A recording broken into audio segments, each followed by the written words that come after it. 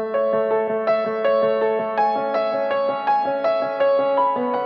Chiquest, Estelle here. There's so much moving through me, and I thought, what the heck? I'm gonna give you one last PPP. The PPP are gonna come back in the weekly newsletter if you are part of the Yours in Magic, the beta group that I am forming right now.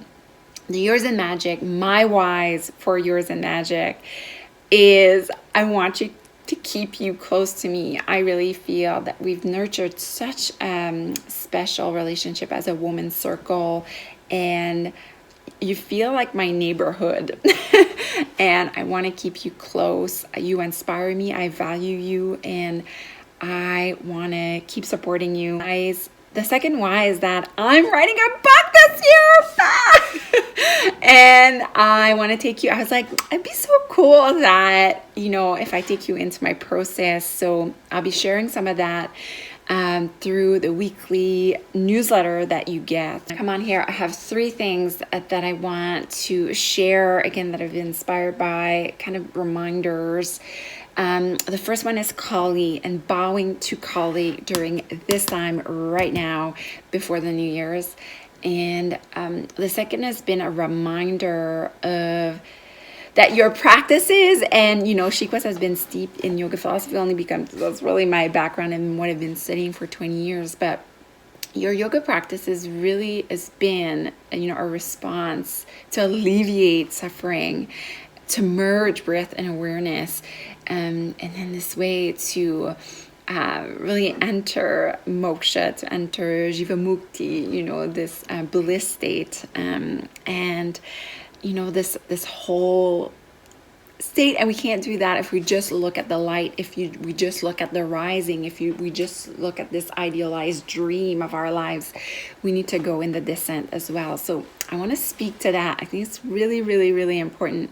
And the third, I just want to clarify some stuff about Yours in Magic, and make sure that we're all on the same page. Bowing to Kali. Kali has been calling me this week. And as you know, she's been so instrumental for me this year. We had a whole month on her, how she's been really about death, and my visit with her, going into the cave, going into the temple, really has been a descent. And as you're about to set your word, and some of you have your word already, but it's about you to set your intentions for next year, I just want to make sure that you're not just looking up and looking at your dreams, and it's up and it's like fantasy, and all of this is great. I'm not saying this is bad, but sometimes when I know when I used to have resolutions, they did the complete opposite of what I was to create. They actually separated me from my true self. They really separated me from who I was and the life that I was living right here and right now. And I'm talking about Kali right now because Kali gets you back down. She gets you down. She gets you to the descent. And that's really what Chiquest is about. To get you back into the womb, back into the inverted triangle, back into the blood of things, the murk of things, the mud of things, the messiness of things, and to accept what you've been given. So perhaps one question you can ask yourself is, what have I been given in 2020?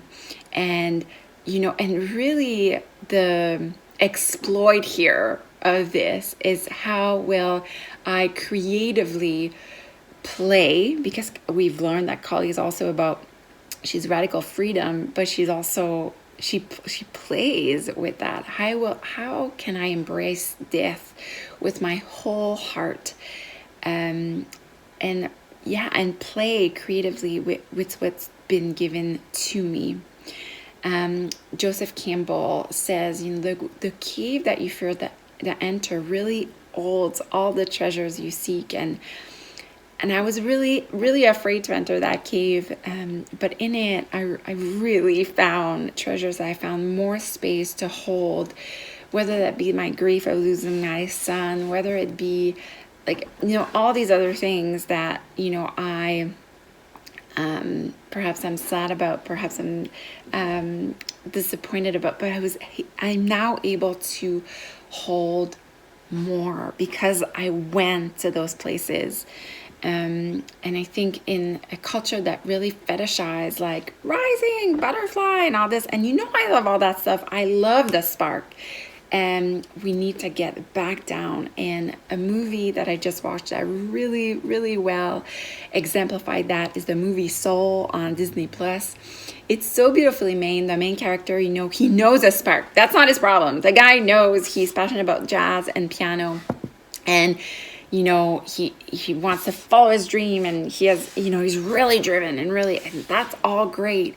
And what he learns through the process is that actually he's not living the life that he's been given right here, right now. And it's so beautiful. It's like the littlest thing, like the taste of pizza, so good, so juicy, the nature around him, looking at beautiful things, like, and again, this is Kali that does that. She brings you back down and say, look and love the life you have right now. And from this place, when you're on your butt, when you're on the bathroom floor, there you can take that murk and make your karma your dharma. Make what's been given to you your word. Not separate yourself, right? I want this. I look at this. This is what I should become. But really come from a place of, I'm on the floor. I'm complete surrender. Okay, you've given this to me. Now I go full out with what's been given to me. So I'm really, really feeling this right now with all these messages kind of coming at us, like, adios 2020 and all that. It's like, no, actually 2020 is going to come with me. I'm bringing it with me in my backpack, and I'm going to look at it over and over again. And it's really important. We can't just rise. That's never worked. That separates us, even more. To think about, do I love my life today? Do I love my life without adding, without subtracting anything? And with Kali in my pocket, can I embrace my life with my whole heart, with my whole body? And when you turn your attention inside, your inhale dies so that you can exhale, and your exhale dies so that you can inhale. Like, if you want to get it down to that, it's so simple, and it's yet so deep. So the nature of reality is constant change, and sometimes the wave of grief, the wave of life, they are gentle, and other times they're like this fury tsunami. But may Kali teach us, how to surf the new year, with all that we are, just as we are. Okay. So this is the book, Stephen Coke, The Great Work of Your Life. I've read this book many times now, but he juxtaposes stories, real life. There's like famous people in there, like Beethoven, and poets and psychoanalysts, and like real life people, and juxtaposes it to the Bhagavad Gita, which is this 2,000-year-old text. It really is the backbone of yoga philosophy. And I want to list here, and this is all Stephen Cope, but the key in the Bhagavad Gita, it's the two characters are Krishna and Arjuna. And Krishna teaches Arjuna these keys, how to really, the path from, inaction to action, the path from landing to rising. And I love to reread books, and then it's like things I didn't see it the first time, and now I'm seeing. But if you've been doing, sending yourself a word with me, some of you have been doing this with me for like 3 or 4 years. I always have this process, we land first, we land in our year, and then we rise, right? And I was really kind of like in awe to realize that the keys of the Bhagavad Gita are kind of like the land to rise of, my own, like putting my own flair to that. I didn't even know, but So I want to share the keys with you. So, and this is from the Bhagavad Gita. So it's the first one is to look at your dharma. The second one is do it full out. The third one, let go of the expectation, let go of everything. And the fourth one is to just surrender to the universe. And look at your dharma. It's really the work that we do when we reflect on last year, where we choose our word. That's like really looking at your life's calling, your vocation, but it's not just vocation like your career. The term is really like wider when we speak of dharma as like the purpose of your life, basically.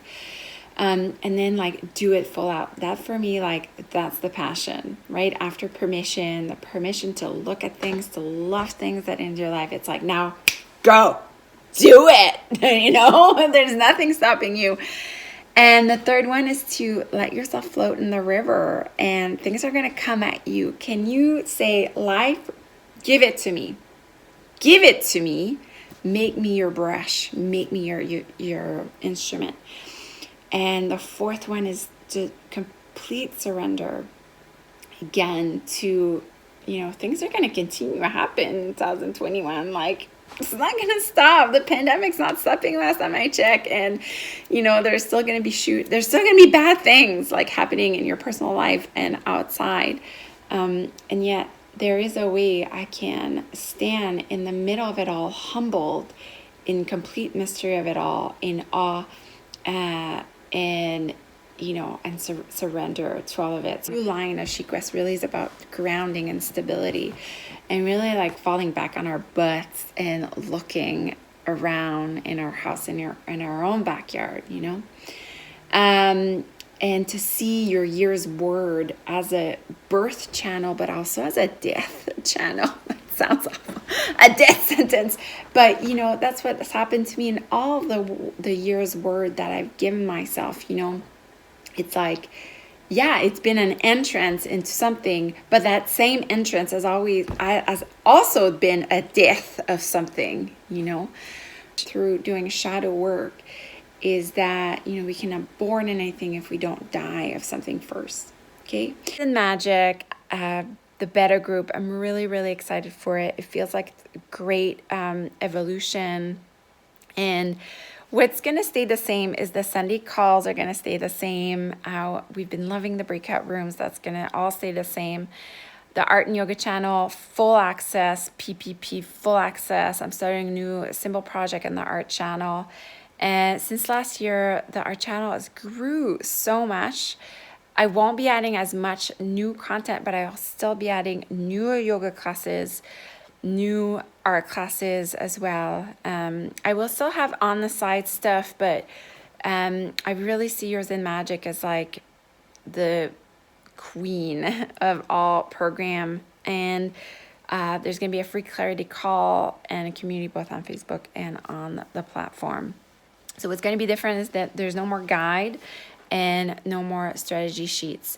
But what's new is the weekly newsletters. And they're going to have themes, and they're going to have, so this is going to be the spark, and it's in an attempt to, again, keep things super current, super timely, and make your quest something that becomes a lifestyle and never is like another thing you can do. This is not what SheQuest is about. This is not what Yours is Magic is about. Is how can I make it that this is second nature to you, to put myself first. I do it weekly, daily. That, as I was saying, it's the relentlessly going back to myself over and over again, having the stamina and endurance to sit my butt down for some inspiration and to step into soul time every freaking day. And then again, that's surrendering that channel and being held by others. So a big part of Yours in Magic together and creativity is to stay together and hold each other accountable, hold each other in our miracles and our dreams, and to bring each other down, to bring each other up, and to be lifted by each other's inspiration. And so, it'd be such a delight to have you close. I see you all like the Yours in Magic. You're like my creative neighborhood. Okay, I love you so much. Thank you for being with me this year. I feel your presence every day, and I love you.